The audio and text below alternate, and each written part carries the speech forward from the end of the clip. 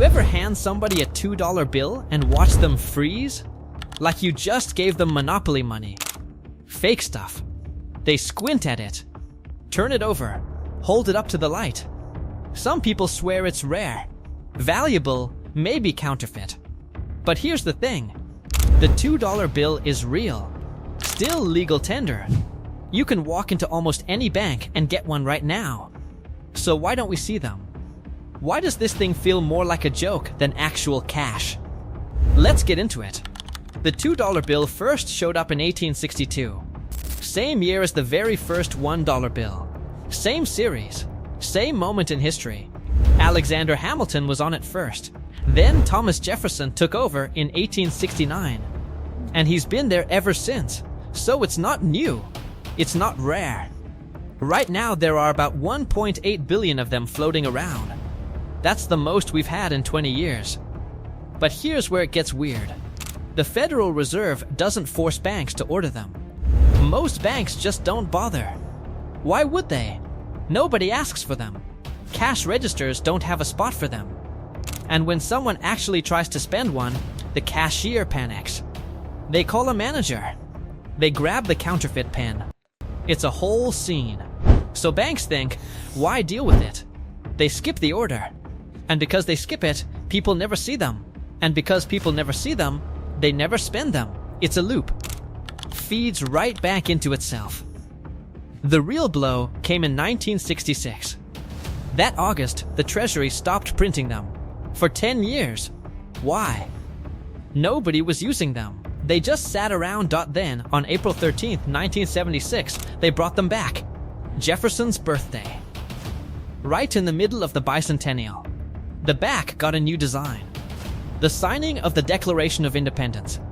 It was cool, different, patriotic, and that's exactly what ruined it. People treated these new bills like souvenirs. Collectors snagged them. Families stuck them in scrapbooks. Some folks even took them to the post office to get postmarked on release day. Once something feels like a keepsake, you don't spend it. You hold it, you give it as a gift, you use it as a bookmark, which means it never makes it into circulation. Now let's talk about the rumors. You've heard them. The $2 bill is discontinued. It's worth thousands. It's bad luck. None of that is true. There's an old story too. Back in the early 1900s, the $2 bill was supposedly the currency of vice. Gamblers at racetracks, brothels, politicians buying votes. You'll hear that explanation everywhere. It's probably not the reason.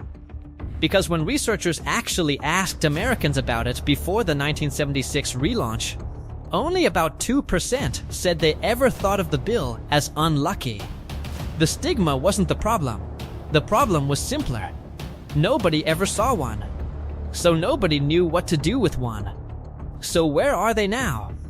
Drawers, taped to walls, stuck in old wallets, tucked inside birthday cards. People treat them like collectibles even though the regular ones are worth exactly $2. And here's the twist.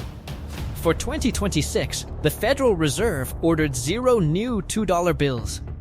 None, not because the denomination is dead. The opposite. There are already so many sitting unused that the government doesn't need to make more.